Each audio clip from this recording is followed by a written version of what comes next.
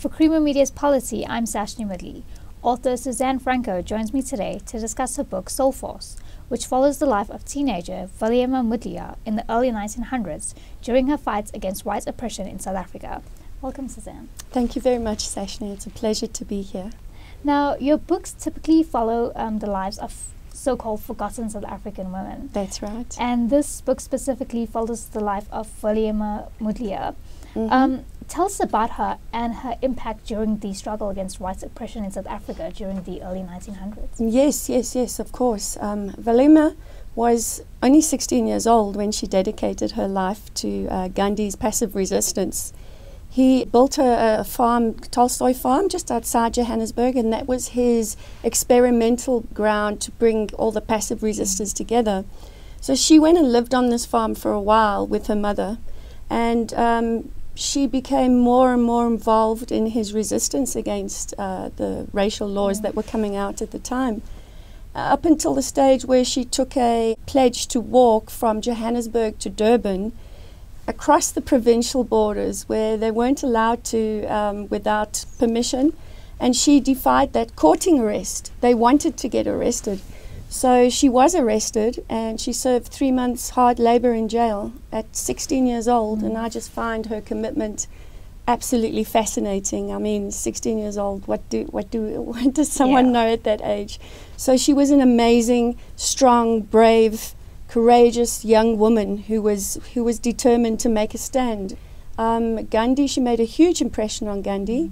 He was totally inspired by her and even took time out of his busy schedule to go and visit her while she was gravely ill, just a few days before she died. So her contribution was really meaniful. And how did you come across her story? I just had my first book published, which is about Sarah Baartman, another famous South African icon, although Valliamma is wasn't famous. And I was on radio at Lotus FM, and I was doing some chatting to callers who were calling in, and one lady suggested to me, I see you have a knack for writing stories about, courageous South African women. Have you heard of Valliamma?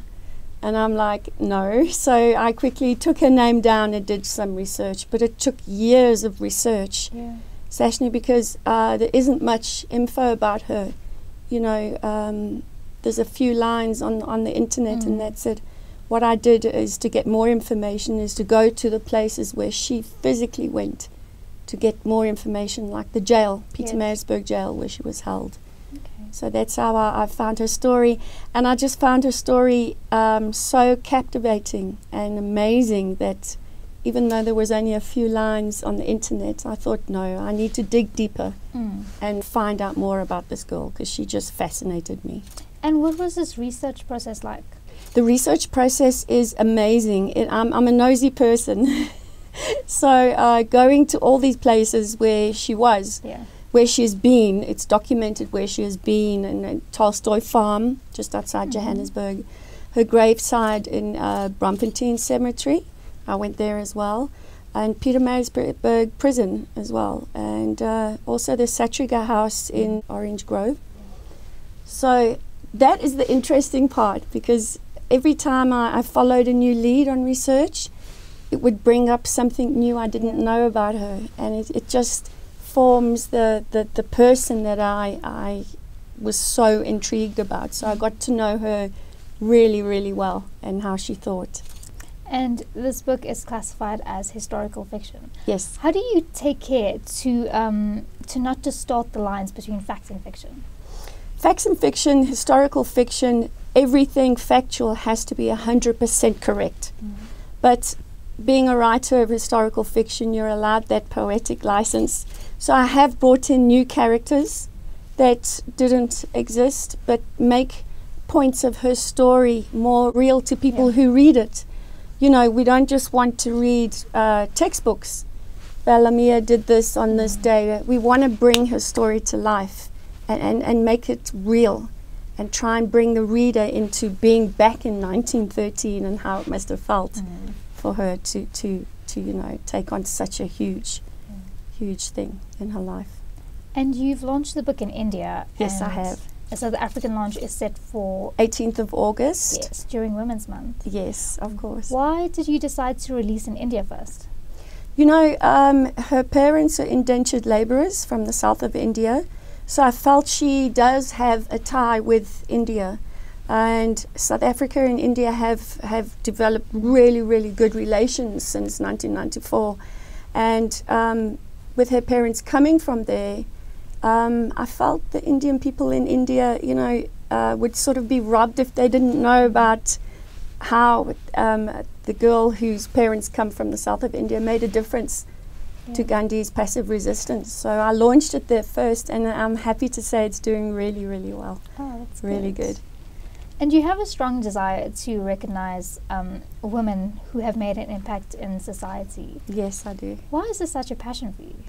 I just find their determination, because, you know, even today, never mind, my stories are historical stories. So can you imagine back 200 years ago when Sarah Bartman was alive, 120 years ago when Valliamma was alive.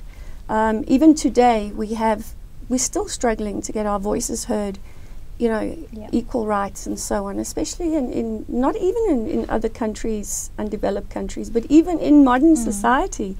So I just am totally impressed and inspired by the sheer grit and determination. It must have, just imagine it taken back in those days to stand up and speak and be heard and make a difference.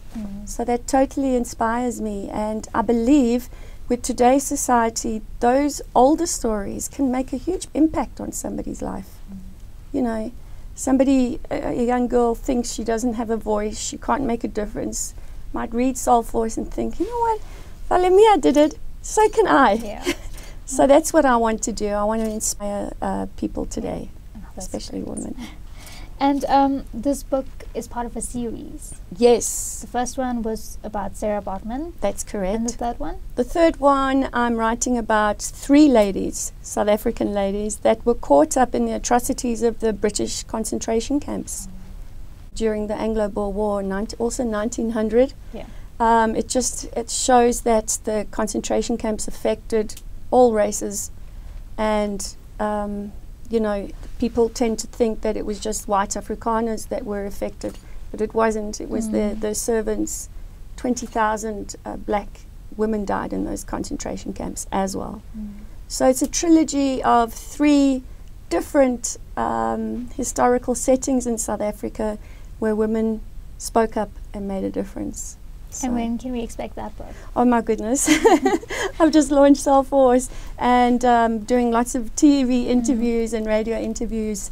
But I'm planning to launch it the end of next year sometime, hopefully, if everything goes well. Okay.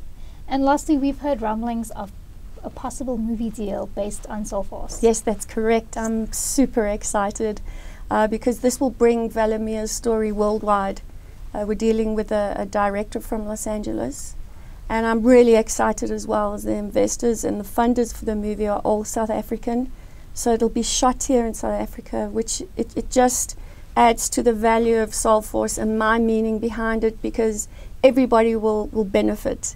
South African actresses, South African videographers, filming, so therefore bringing a lot of business to South Africa. And I just hope it goes around the world and we showcase how amazing our South African women are, have been and still are. Great, Suzanne, thank you so much for joining us today. It's a pleasure. Thank you very much. That was author Suzanne Franco speaking to Polity about her latest book, Soul Force.